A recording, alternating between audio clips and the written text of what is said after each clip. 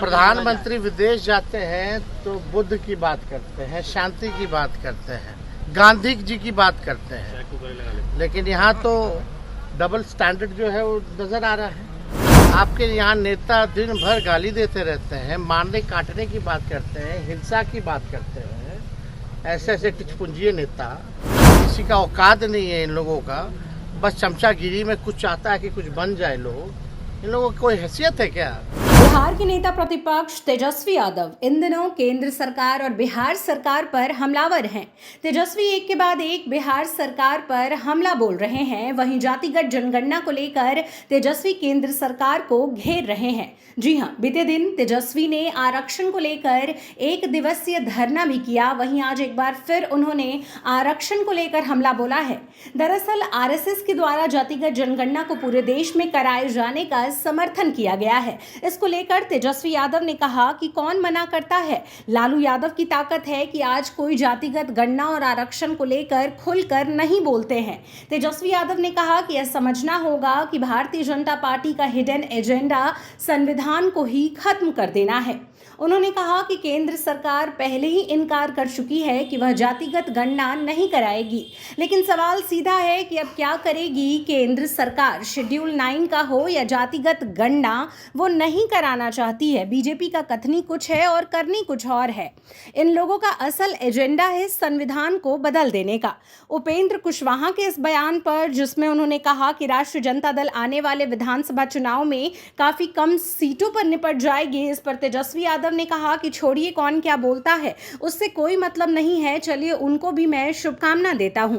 वहीं भाजपा के एमएलए के द्वारा मुसलमान को खुलेआम धमकी दिए जाने पर उन्होंने कहा कि नरेंद्र मोदी जब देश के बाहर जाते हैं तो बुद्ध और शांति की बात करते हैं, गांधी की बात करते हैं। यहां उनकी डबल स्टैंड दिखती है। आपके नेता दिन रात यहां गाली देते रहते हैं, हिंसा की बात करते हैं। टुटपुंजी ये नेता जिसकी कोई औकात नहीं है। ये नेता बस चाहते हैं कि चमचागिरी करके कुछ बन जाए। वे लोग सीधे तौर पर धमकी देते हैं। हिम्मत है तो अकेले कूद करके देखें, अकेले जाकर देखें। ये फायदे की बात है। एक बात किसी से भी पूछो, ये लालू जी की ताकत है कि आज चाहे जाति जनगणना हो, रिजर्वेशन हो, इस पे कोई खुल के नहीं बोल सकता कि नहीं होना चाहिए। लेकिन हिडन एजेंडा जो है इनके मन में जो है वो नहीं चाहते हैं कि ये होता बनाइए, तो वरना बार बार बीजेपी के लोगों को कोर्ट में खड़ा करके, चाहे शेड्यूल 9 का हो, चाहे जाति आधारित गणना का हो, ये खड़ा नहीं करते। लेकिन बीजेपी क्या है?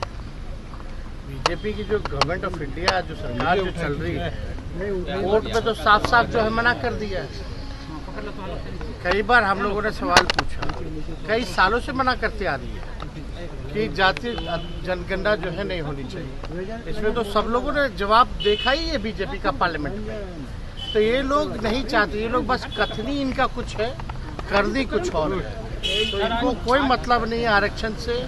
इन लोग केवल जो है, जो बाबा साहब अम्बेडकर ने जो संविधान जो लाया था, असल एजेंडा है कि संविधान को ये लोग बदलना चाहते। क्या अब आरएसएस की बात को नरेंद्र मोदी मानेंगे? आरएसएस डेफर हो गया, डेट सुप्रीम कोर्ट और डेफर हुआ है। उपेंद्र कुशवाहा ने कहा आपकी यात्रा को लेकर के कि 2025 में तेजस्वी और उनकी पार्टी 25 पर सिमट जाएगी, ख्वाब उनके पूरे नहीं होंगे। देखिए, अच्छा है, शुभकामना सब लोगों को मिलते रहना चाहिए। जो भी खोल रहे हैं उससे क्या लेना देना है। आभार यात्रा पे कह रहे हैं, ज्यादा हमको टिप्पा टिप्पणी नहीं करना है। आपने वीडियो ट्वीट किया है, आपने जो वीडियो ट्वीट किया है उसको लेकर क्या कहेंगे? जो वीडियो डाला है आपने भी उस पर लिखा है कि मस्जिदों में से यही तो है ना, मारा जाए, प्रधानमंत्री विदेश जाते हैं तो बुद्ध की बात करते हैं, शांति की बात करते हैं, गांधी जी की बात करते हैं, लेकिन यहाँ तो डबल स्टैंडर्ड जो है वो नजर आ रहा है। क्या है भाई आपका? गजब हिपोक्रेसी है। आपके यहाँ नेता दिन भर गाली देते रहते हैं, मारने काटने की बात करते हैं, हिंसा की बात करते हैं। ऐसे ऐसे टिचपुंजिये नेता, किसी का औकात नहीं है इन लोगों का। बस चमचागिरी में कुछ चाहता है कि कुछ बन जाए लोग। इन लोगों की कोई हैसियत है क्या? खाली लोगों को भड़का करके आगे करने वाले लोग। एक बार खुद के तो दिखाए ना, अकेले बुझा जाएगा। Thank you.